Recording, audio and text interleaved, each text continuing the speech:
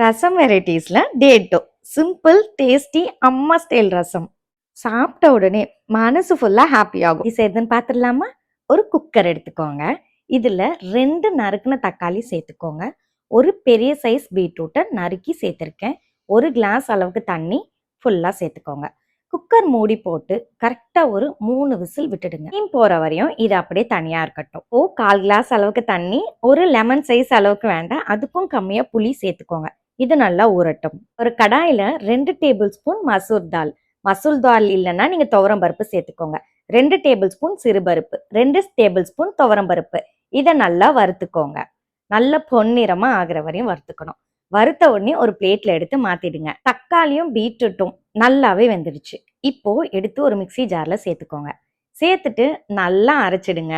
நல்லா சாஃப்டாவே அரைஞ்சு வந்துடும். பார்க்கறச்சே ரொம்ப அழகா இருந்தது. என்னோட லிப்ஸ்டிக் கலர் மாதிரி இருந்தது. சரி, ஓகே. இப்போ ஒரு கடாயில நம்ம அரைச்ச விழுத சேர்த்துக்கோங்க. குக்கர்ல வேக வச்ச தண்ணியும் சேர்த்துக்கோங்க.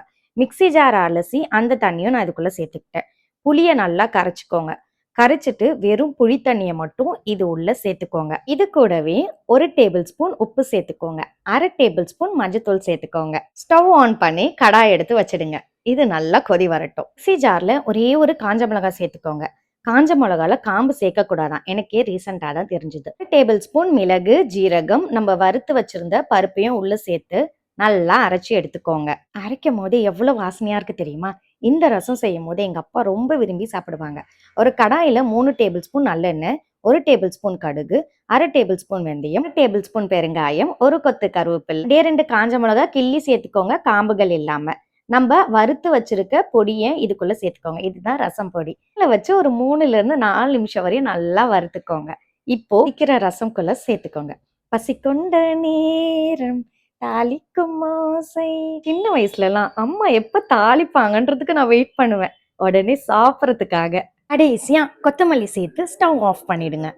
ஒரு ட்ரெடிஷ்னல் டச்சோட அம்மா ஸ்டைல் ரசம் பிடிச்சிருந்தா லைக், ஷேர் பண்ணுங்க. நாளைக்கு இதே மாதிரி நைட்டு 8:15 வேற ஒரு ரெசிபி ஐடியாவோட கண்டிப்பா வரேன்.